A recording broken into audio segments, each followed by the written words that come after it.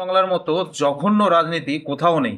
ভেবেছিলাম রাজনৈতিক নিয়ে কোনো কথা বলবো না, কিন্তু এই ভিডিওটা দেখার পরে আমি কিছু না বলে থাকতেও পারলাম না। এত জঘন্য পশ্চিমবাংলায়, এত জঘন্য রাজনৈতিক,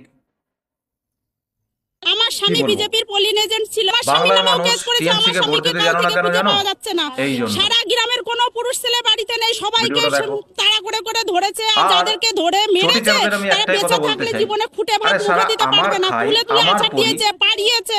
ওর থেকে মমতা আমি দিদির কোন কাছে পার্টিকে বার্তা ভোট পৌঁছে দেব, দেন, উনি আমাদের কোন বিষ পার্টি দিক, করব, আমরা বিষ সেটা খেয়ে আমার আত্মহত্যা ব্যক্তিগত করি, না ব্যাপার। হলে আমাদের সবাইকে তুলে নিয়ে যাও। তোরা বলার আমরা কে? সবাই যেতে চাই, আমরা আর বেঁচে থাকতে চাই না। তোরা আমাদের ঘরে বলার ছোট কে? ছোট বাচ্চা, আমাদের ঘরে বাজার নেই, চাল নেই, ভিডিওটা আমরা দেখো বাজার বন্ধুরা। করতে পারছি না, আমরা খেতে পারছি না, বাচ্চার মুখে অন্ন ভেবেছিলাম দিতে রাজনৈতিক পারছি না, নিয়ে কোনো তাহলে কথা আমাদের বলবো না, বেঁচে কিন্তু থেকে না কি বলে আর লাভ? পারলাম না। আমাদের তো মরে যাওয়ার মতোই আমাদেরকে বাঁচিয়ে রেখেছে। থানায় কিছু কিছু 5-6টা পুলিশ আছে, যেমন একজন আছে শাকিল, তিনি সবকিছু দেখিয়ে দিয়েছেন। অনেক অনেক দিন ধরে উনি থানায় আছেন। গ্রামের কিছু কিছু টিএমসি নেতা কি আছে গায়ে যারা রক্ত টগবগ প্রত্যেককে করে পড়ছে বিজেপির তো? বাড়িতে বাড়িতে করে ঘুরে ঘুরে